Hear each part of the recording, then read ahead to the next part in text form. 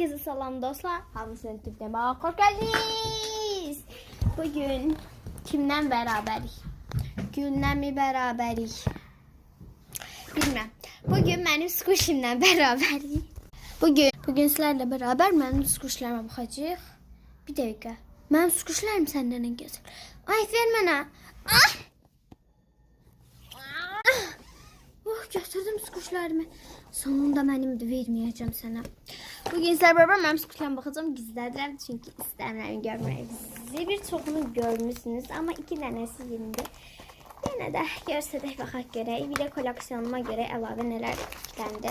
Böyle görmədiyiniz şəkildə qoyum. Belə bir şeyler var. İlk squishimi görsəcəm. 1, 2, 3, go. Bu şəkildə Pinterest'ten bulmuşam. Biraz bir soğuk ama neyse. Sesine bir dene baxın. Amine bir dəqiqə. Bacım da oradadır. İçine full doldurmuşam pambıqla. Şuradan da size ses gelebilir. Onun için üzülü sayın. İkinci squishimiz budur. Bunlardan çok ses gelmir. Çünkü qıraqlarını belə bantlamışam. Sadece görünüşəm açılı.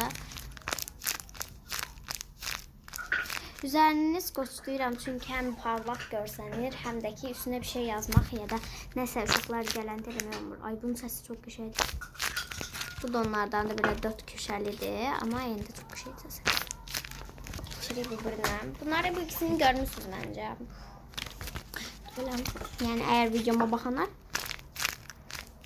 bundan çox səs çıxır görər. Koleksiyonuma əlavə olaraq demək olar ki, heç bir şey əlavə eləməmişəm. Sadəcə və sadəcə belə qızlar əlavə eləmişəm. Baxın. Sizi niyə belə yaxına qoymuşam? İndi sizə bir şov göstərəcəm. Bu buradadır, düzdür. İncəsi göstərdim. İndi mən tez şəkildə bunu alacağım. Yerinə qoydum.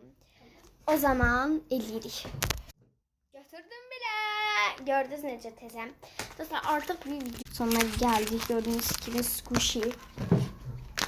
Allah gitti biri. Squishy doluydu. Bakın ben ellerimde göstereceğim. Başka şeyler götürmeyeceğim ama çünkü videomuzun konusu bu.